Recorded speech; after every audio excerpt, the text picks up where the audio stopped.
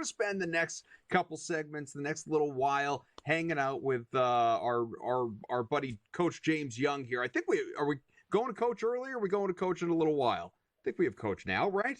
All right, yeah, we're going to Coach now. Bring in Coach James Young, because Coach, I feel like we started our segment off the air. We started our whole basketball NBA conversation before we even welcomed you in officially. But of course, SportsGrid basketball analyst, and does so much across the network. One, it's great to see you. Happy holidays, happy early New Year, all of that. But man, you're fired up, so let's just start there. Before we even talk about today's basketball games, some of which are going on right now and on into the evening, you're still kind of it's the coach in you. You're still kind of getting over this Mike Brown situation in Sacramento.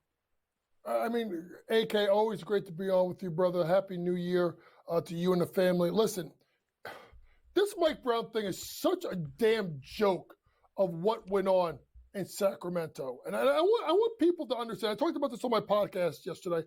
I want people to just sit back and listen to me for a minute. This is an organization that since the firing of Rick Alleman in 2006, think about these coaches. And let me tell you something. Some of these coaches are damn good ones. Eric Musselman, damn good coach, right? Reggie Theus, Kenny Nett, Paul Westphal, went to a finals with the Phoenix Suns. Keith Smart. Oh, yeah, Michael Malone. Oh, yeah, the Michael Malone that went to Denver and won a championship. Tyrone Corbin, George Karl, basically a Hall of Famer. Dave Jager, Luke Walton, Alvin Gentry. Now, one of those guys had a winning percentage of higher than 422. Higher than 422. And that's Luke Walton. And I'm not going to talk about another coach, but you can kind of go where I'm thinking with Luke Walton. So at what point you got to start looking at the organization, right? They are a clown show of an organization. Right? This guy, Mike Brown, got them was legitimate for the first time in damn near a quarter century. They go and get DeMar DeRozan. Folks, here's the next guy I want to pull up. DeMar DeRozan. Go look at his track record, folks. 16 years in the NBA. Only 7 times in the playoffs. DeMar DeRozan, only been to one conference finals.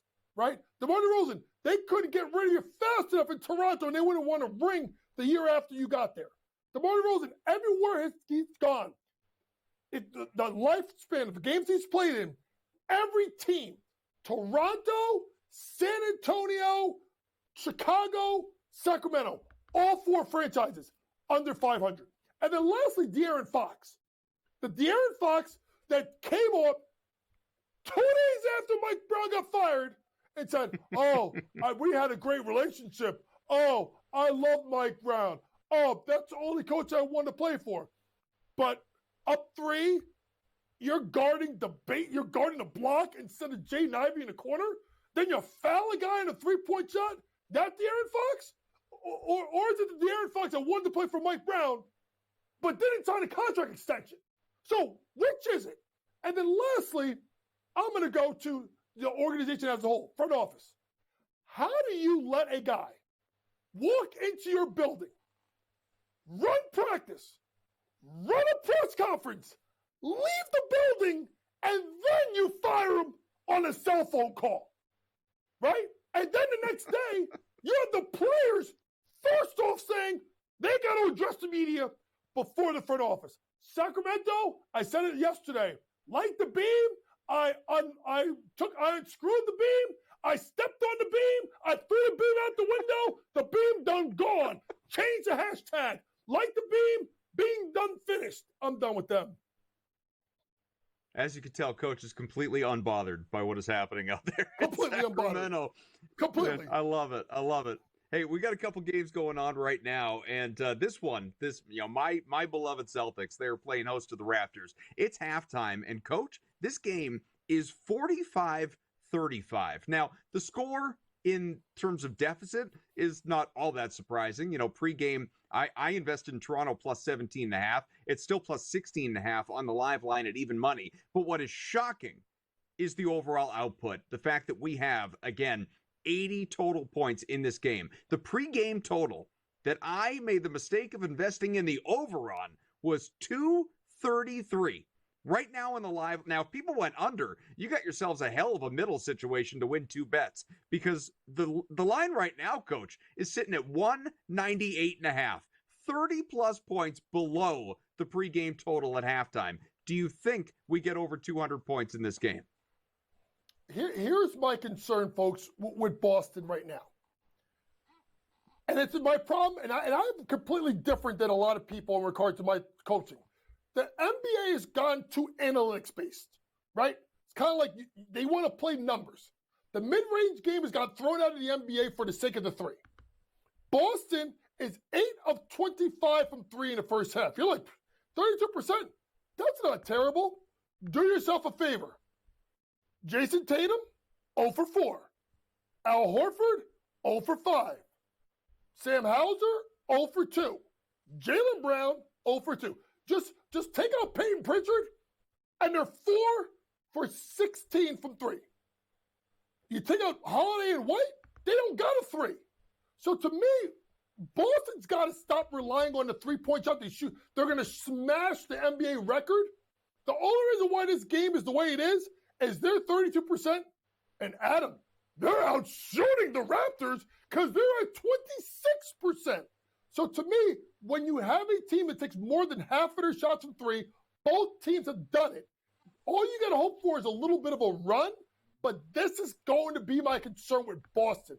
And when you can't make shots, damn it, you got JT, you got JB, put your head down and go to the basket. The Knicks showed something a couple nights ago when they played Orlando. I think they made 4 3-pointers, and they won by 15 points. You can win the game in the mid-range game and going inside. I would like to see Boston do this a little bit more.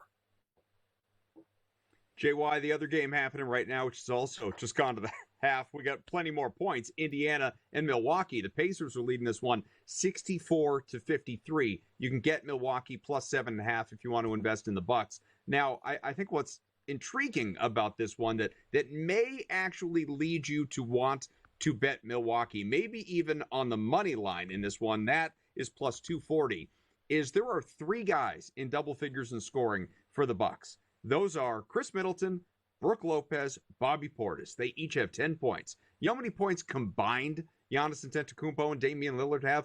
I'll tell you. 4. 4 points. That is because Lillard is 0 for 7 and Giannis is 1 for 4. He's barely even shot. Half his points have come at the free throw line. I have to believe that in the second half, that is going to change. And if Milwaukee is sitting right now, basically down 10 points, getting 4 points of production from its 2 stars, that seems like the hammer spot. Yeah, it does seem like the hammer spot. And I think the way you look at it is, Giannis has 3 fouls in the first half. So that's a big key. So you got to go and try and find where you could find their value. Right now, Giannis to get 20-plus points is plus 140 right now on FanDuel. Simply put, they don't play no damn defense in Indiana. If he stays out of foul trouble, you think he's going to smash this. I can see a huge third quarter out of Giannis. And it's the same thing with Dame. Listen, at the end of the day, they're not going to play defense, but this is the problem with Milwaukee. They're wildly inconsistent. I don't care that they won the NBA Cup. I don't care. It's still being run by, I know, number 1 fan of the Doc Rivers fan club, Coach James Young. Not really, don't want to go there. But at the end of the day, Milwaukee will not get the win, but I think Giannis will go off in the second half if he stays out of foul trouble. Already a massive upset today. You had West Virginia go into Kansas, take down the Jayhawks 62-61 to knock off the number 7 team in the country, hand Kansas its 3rd loss while improving to 10-2. These Mountaineers not screwing around. No, these Mountaineers get a huge win on the road. You got to remember that their second leading scorer, Tucker DeVries, who's the head coach's son, transfer, didn't even play in this game. And the Kansas team that their shooting is a problem. Okay, and I want people to understand that this is I just talked about the NBA. Like, this is what we're at now, folks. You got to be able to shoot the 3, and you can't in your own building go at 4 out of 16 from the floor. You can't in your own building have KJ Adams, who should be a double-double guy, get you 2 points. You can't have AJ Storr, who's a transfer, give you a goose egg. DeJuan Harris, 11 points. Kansas has some concerns. And that's why this Big 12 race is going to be so crazy, because of the fact of that with Kansas. You know, you can look at Houston isn't showing the defensive tenacity that we think of. Kansas State is down. Baylor's barely in the top 25. I mean, T.J. Ossenberger and Iowa State should be the favorites right now to win the league. I still think Houston makes a run, but this is a concerning team because, number one, Kansas doesn't lose at home. Number two, they don't lose at home to unranked teams. That's a really bad loss for Bill Self and the Kansas Jayhawks. Meanwhile, coming up in about 20-ish minutes, we got an ACC showdown between Duke and Virginia Tech. The question here is, do you roll with me? Because I have already laid the 24.5 with the Blue Devils. Do you do the same? Yeah, I mean, if you look at the fact that Virginia Tech just came off a 20-point loss to St. Joe's, a 16-point loss to Vanderbilt not too long ago, and a Duke team that's really started to find its groove. A Duke team that, people were showing a little bit of concerns with their two tight losses, folks. It was Kentucky by 5, and it was Kansas by 3. It's not like they lost to scrubs. Ever since then, won by 22 over Seattle. Beat Auburn. I know it's at home by 6. Beat Louisville by 11. Beat another team by 20. And every other game, and they've just beat Georgia Tech by 26 points. So I would expect Duke to cover the spread. In the odds right now, Duke is the heavy favorite at minus 240 to win the ACC. Yes, they should win it, but I can't do that. I need some kind of value. That's why I still think North Carolina is intriguing because of their backcourt and the fact that Hubert Davis's teams they're really flaky. Folks, I'm going to give you something you need to do. If North Carolina, and they're not playing today, I don't believe, if they are playing a ranked team, go with the ranked team in the first half on the money line, and then go back the other way in second half. Carolina has this crazy habit of being one of the worst teams offensively in the first half and defensively, and in the second half, they find a way to turn it on. They don't always steal games, but they always make a run. Just a little tip to how to bet the Tar Heels right now. Over in the Big East, Coach, you have Marquette at Providence. Now, it's a 6.5-point spread. Marquette, we know, is the superior team. That being said, the old dunk there can be a tricky place to play. The dunk is always been a tough place to play, but you got to look at the Providence team that's lost 2 of their last 3 games. They had a wild game right before Christmas. They lost to St. John's at the buzzer, 72-70. I love Shaka Smart and what he does. Obviously, the 2 losses that they have are at Dayton, at Iowa State. I think Marquette gets the win and the cover here. There's usually that line. Usually for me, Adam, it's usually like 4.5, 5.5. If a ranked team is like 4.5, 5.5 road favorite, I go the other way and just go upset. It's 6.5. So I'm going to say Marquette gets the win and the cover. They are the co-favorites at plus 175 right now to win the Big East.